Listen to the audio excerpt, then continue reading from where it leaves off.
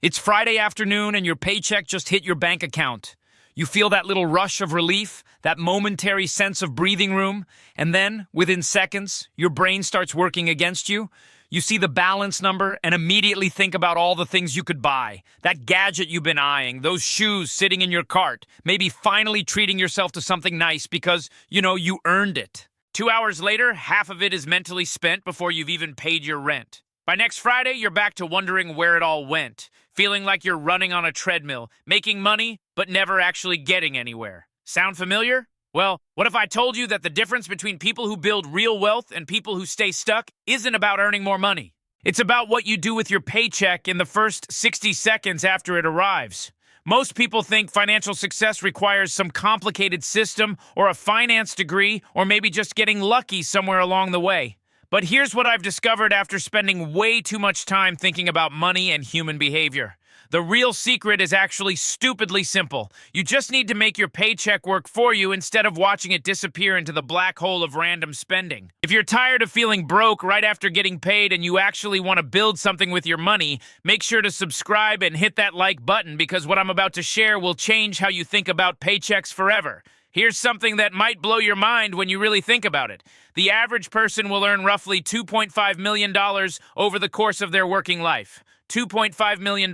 Stop and think about that for a second. That's an absolutely massive amount of money. Most people would do anything to have that kind of wealth. And yet the vast majority of people earning that $2.5 million will have essentially nothing to show for it when they retire. They'll have some Social Security, maybe a mediocre retirement account, and probably a lot of regret. So what's happening? Where's all that money going? Well, it's not just disappearing into thin air. It's flowing out of your account in tiny increments, so small that you don't even notice them happening. $5 here for a coffee, $20 there for lunch, $50 on some subscription you forgot you had. But that's not even the real problem. The real problem is that most people are completely reactive with their money instead of being proactive. Their paycheck arrives and they just sort of let life happen to them. Bills come out, they pay them, they see something they want, they buy it. The month ends and they're surprised to see they have nothing left. This isn't a character flaw. This isn't you being bad with money or irresponsible. This is the default human response to money when you don't have a system in place. And the good news is that once you build the right system, everything changes. Your money stops controlling you and you start controlling your money. It's not about being perfect or never spending money on anything fun. It's about being intentional with your money instead of letting it leak away through 1,000 tiny holes. Here's what I want you to understand before we go any further. Your paycheck isn't just currency that shows up in your account. It's your future freedom chopped up into monthly installments. Every single dollar that comes into your account is a tiny building block that can either contribute to your wealth or disappear into thin air. Most people never think about it this way. They just see a number and feel temporary relief before the stress returns. But if you start thinking of your paycheck as future freedom, it completely changes how you treat it. That $5 coffee isn't costing you $5 today. It's costing you potentially $50 in lost investment growth over the next 10 years when you factor in compound interest. That luxury car payment isn't just $300 a month. It's potentially hundreds of thousands of dollars in wealth you'll never build, because that money could have been working for you in investments instead of depreciating the moment you drive it off the lot. I'm not saying you should never enjoy anything or live like a hermit. What I'm saying is that most people have no idea what their choices are actually costing them in terms of long-term wealth. Once you understand that, your financial decisions start making way more sense. So here's the fundamental truth that changes everything. You need a system that makes you behave optimally without requiring you to be perfect or have unlimited willpower. Because here's the thing about willpower. It's like a muscle that gets tired throughout the day. You might wake up Monday morning feeling incredibly motivated to manage your money perfectly. But by Thursday evening, when you're exhausted from work and stressed about life, that motivation has completely disappeared. You look at your bank account and think, I'll just transfer money to savings next week when I have more energy. Except next week, you'll have even less energy. This is why the most successful people don't rely on willpower. They automate everything. They create systems that work, whether they're motivated or completely burned out, whether they've had an amazing day or a terrible one. The system works regardless. And that's exactly what we're going to talk about. Let me break down the specific order that your paycheck should be allocated. This is critical because the order matters. Most people do this completely backwards, which is exactly why they end up broke. Here's how almost everyone handles their paycheck. Money arrives. They pay all their bills. They buy whatever they want, and then they try to save whatever's left over. Spoiler alert. There's never anything left over. It's like trying to fill a bucket that has a giant hole in the bottom and wondering why you can't hold any water. The people who actually build wealth flip this entire process upside down. They pay themselves first. They automate the wealth-building process before they even look at spending money on anything optional. So here's the order that actually works. The moment your paycheck hits your account, you need to know exactly what percentage is going to necessities. We're talking about housing costs like rent or mortgage, food that actually keeps you alive, basic transportation, essential utilities, and healthcare. Notice I didn't include your premium cable package or your streaming services or your daily coffee shop visits. Those might feel necessary when you're living paycheck to paycheck, but they're not actually required for your survival. Most financial advisors will tell you that necessities should be no more than 60% of your take-home pay. If you're spending more than that, you're either living somewhere too expensive or you're calling luxuries necessities so you can feel better about your choices. Once you know what your necessities cost, the next critical step is making sure you're staying current on any debt payments. This is before you think about investing or saving extra money. You need to protect your credit score first, because in our current economy, your credit score affects almost everything. A missed payment can tank your credit rating and cause problems for years. So you make those minimum debt payments religiously, on time, every single time. This isn't about paying off all your debt immediately. It's about protecting your financial foundation so you can build on top of it. After necessities and minimum debt payments, here's where most people mess up spectacularly. They start spending on optional stuff. Nope, wrong order. This is where you pay yourself first. You set up an automatic transfer that moves money to a savings account. Most people should be saving at least 5 to 10% of their take-home pay, and this happens automatically the day after payday. You never see the money in your checking account, so you don't get tempted to spend it. This is the emergency fund level of savings. 3 to 6 months of your living expenses sitting in a boring high-yield savings account, not invested, not locked away, just accessible and ready. Having this safety net changes your entire psychology around money. You sleep better at night.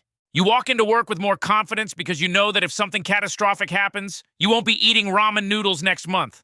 Once your emergency fund is established, which might take several months depending on your situation, then you move on to real wealth building through investments. This is where the magic starts happening because now your money's going to work for you and earning returns. If your employer offers any kind of retirement plan with matching contributions, this should be your first priority for investing. Think about employer matching like this. Your employer is literally offering to give you free money in exchange for you putting some of your money into a retirement account. If your company matches 3% of your salary, that's an instant 100% return on your money before it's even invested. You'd never pass up an investment guaranteed to double your money on day one, yet most people leave employer matching money on the table because they don't understand how powerful it is. So first you make sure you're getting the full employer match. Then you should aim to invest about 10% of your gross income for retirement. This might sound like a lot, especially if you're just starting out, but remember, this money is working for you over decades. The earlier you start, the less you'll need to contribute each month to reach your retirement goals. Beyond employer retirement accounts, you should be looking at individual retirement accounts like a Roth IRA where you can invest money that grows completely tax-free. But here's what's really wild about this entire process. Most people overthink it to the point where they never actually start. They spend months researching the perfect investment strategy, reading about different fund options, analyzing expense ratios like they're trying to solve world hunger. The truth is, for most people, a simple diversified index fund that tracks the overall stock market is perfectly adequate for building wealth over time. You don't need to pick individual stocks or time the market or try to outsmart professional investors. You just need to start investing consistently and let compound interest do the heavy lifting. Once you've got your retirement investing handled, the next step is tackling any debt that's not your mortgage. Credit card debt, personal loans, store credit cards, all of that stuff needs to be on your radar. There are two main strategies for paying off debt. The first is called the avalanche method, where you pay off debts with the highest interest rates first. Mathematically, this saves you the most money in interest payments over time. The second approach is the snowball method, where you pay off your smallest debts first, regardless of interest rates. This isn't the most financially optimal approach, but it can be incredibly motivating because you see debts disappearing quickly, which gives you momentum to keep going. I personally prefer the snowball method because personal finance is more about psychology than pure mathematics. If paying off your smallest debt first keeps you motivated to continue the process, then that's the right strategy for you, even if it costs you a few extra dollars in interest. The key is picking one method and sticking with it until all your non-mortgage debt is gone. Don't overthink it. Don't switch strategies halfway through. And definitely don't ignore your debt hoping it will magically disappear. Now, the reason I'm telling you this specific order matters so much is because most people completely reverse it. And that's why they stay poor. They see their paycheck, feel excited about it, and immediately think about investing or building wealth without ever setting up their safety net first. Then 6 months in, they have an emergency, they pull everything out of their investment account, and they're back to square one. Or they try to follow a strict budget without automating anything, which means they have to rely on willpower every single day. That's exhausting. That's not sustainable. That's why most people fail at financial goals. So let me walk you through what this looks like in practice. Let's say someone earns $75,000 per year. After taxes, they're taking home roughly $4,750 each month. That's their starting paycheck. Now let's say their rent is $1,800, their car payment is $400, and they spend $500 on food. They're already at $2,700 in necessities. That's 57% of their take-home pay, which is actually pretty reasonable. Now they need to make sure they're making minimum payments on any debt they have. Let's say they have $2,000 in credit card debt at a 20% interest rate, and they're making $100 minimum payments. That comes out of the paycheck automatically. So far, they've allocated $2,700 for necessities and $100 for minimum debt payments. They're at $2,800. That leaves $1,950 left over for the month. Now, here's where most people mess up. They see that $1,950 and start thinking about how they can spend it. Maybe they buy something expensive. Maybe they upgrade their lifestyle. Maybe they spend it on going out. By next month, they've got nothing left again. But here's what the person who's actually building wealth does. They automatically move $475 to a savings account. That's 10%. They also set up an automatic contribution to their employer retirement plan, maybe another $500 per month. Now they have about $975 left over for discretionary spending. That's almost $1,000 a month for entertainment, clothes, dining out, hobbies, whatever they want. They can still have a life. They can still enjoy things, but they're doing it intentionally, not just randomly. And here's what happens over time. The person doing this is building multiple safety nets. After 3 to 4 months, they have a couple thousand in savings. After a year, they have around 6,000 in savings and another 6,000 in retirement accounts. They're starting to feel less anxious about money. After 2 years, they've got a legitimate emergency fund and their retirement accounts are starting to generate their own returns through compound interest. After 5 years, that's a significant investment portfolio. After 10 years, they're in a completely different financial position than they were 10 years earlier. Meanwhile, the person who spent all $1,950 every month, they're still making exactly the same income, dealing with the same expenses, and completely broke. The only difference is behavior. The only difference is automation. The psychology of this is really important to understand because once you set this system up, something magical happens inside your brain. You stop feeling broke all the time. You stop experiencing every financial decision as a life or death choice. You know that your necessities are covered because you automated it. You know, you have an emergency fund because it's sitting there earning interest. You know, you're building retirement savings because it's automatically going into your accounts every single week. This removes so much mental anxiety that it's almost hard to quantify. You sleep better at night. You make better decisions at work because you're not constantly stressed about money. You actually have the mental space to think about improving your situation instead of just surviving until the next paycheck. Here's something else that happens when you have this system in place. You start seeing opportunities that you never saw before. You notice that your car insurance renewal is coming up, and you actually have the mental energy to shop around for better rates. You realize that your phone plan is ridiculously expensive, and you can switch to something cheaper. You see a skill-building course that could boost your income, and instead of immediately dismissing it as impossible, you actually calculate whether the return would be worth it. These little optimizations add up to hundreds or thousands of dollars per year. But most people never notice these opportunities because they're too stressed about basic survival to have the mental bandwidth to look for them. This is why people with financial security often build wealth faster than people without it. It's not because they're smarter or luckier. It's because they have the mental space and the resources to make strategic decisions instead of just reactive ones.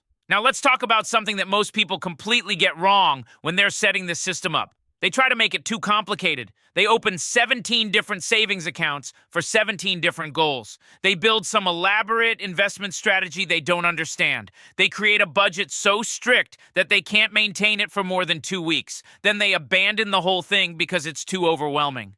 We're going to keep this stupidly simple. You need one checking account where your paycheck lands. You need one high-yield savings account where your automated transfers go. You need one retirement account through your employer if available. You need one Roth IRA if you're eligible. That's it. 4 accounts. That's all you need to build real wealth. Everything else is unnecessary complexity that just makes you want to quit. The second mistake people make is they don't automate it. They set it up once and think they're done, but then they forget to actually make the transfers happen. Or they remember sometimes, but not other times. Automation means you never have to remember. The money moves automatically the same day every month. You don't have to think about it.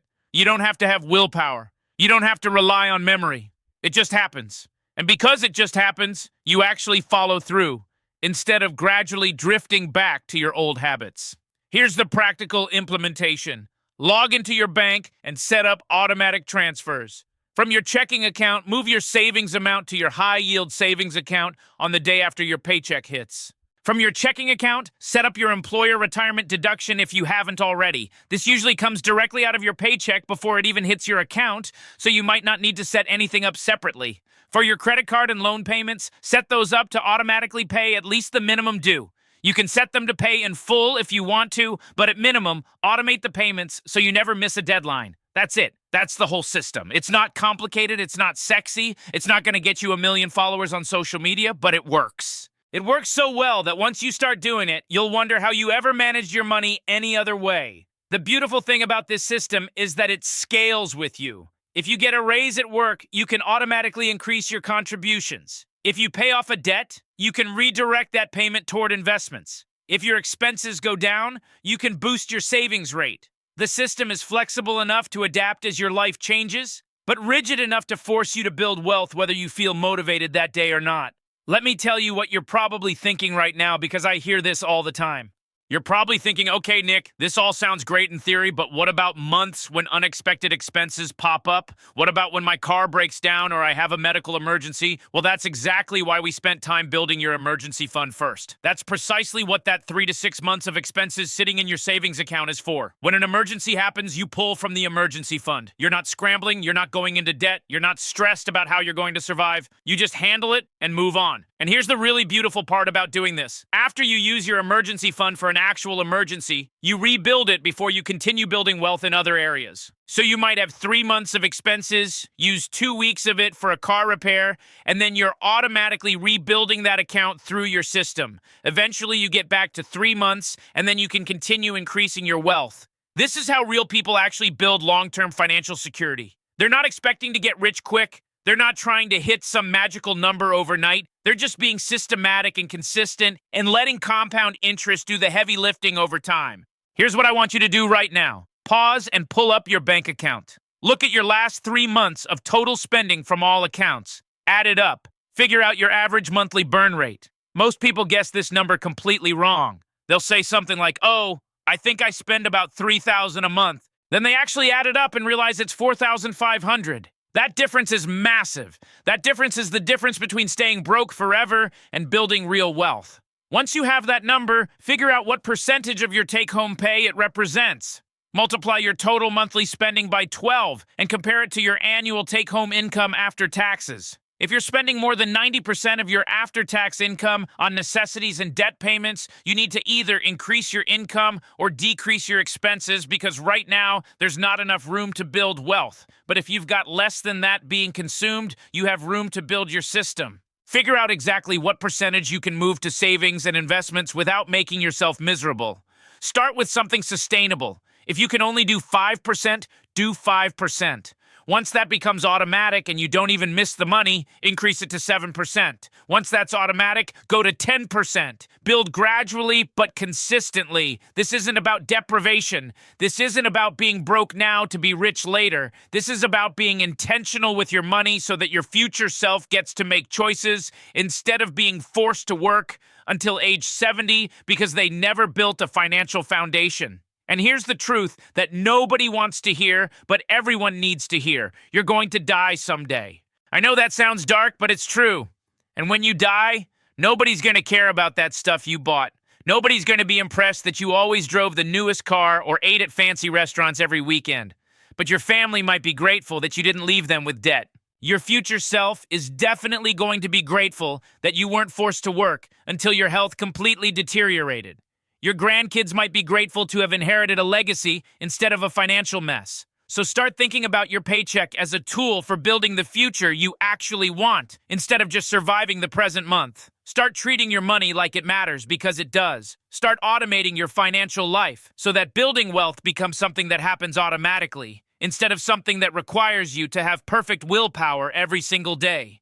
The system is simple. The implementation is straightforward. The results are powerful. All that's left is for you to actually do it. You can close this video right now and continue living the same way you've been living, making the same money, and having nothing to show for it a year from now. Or you can pause, pull up your bank account, figure out your 5 key numbers, and start setting up your automation system today. Your future self is literally counting on the decision you make in the next 5 minutes. Don't let them down.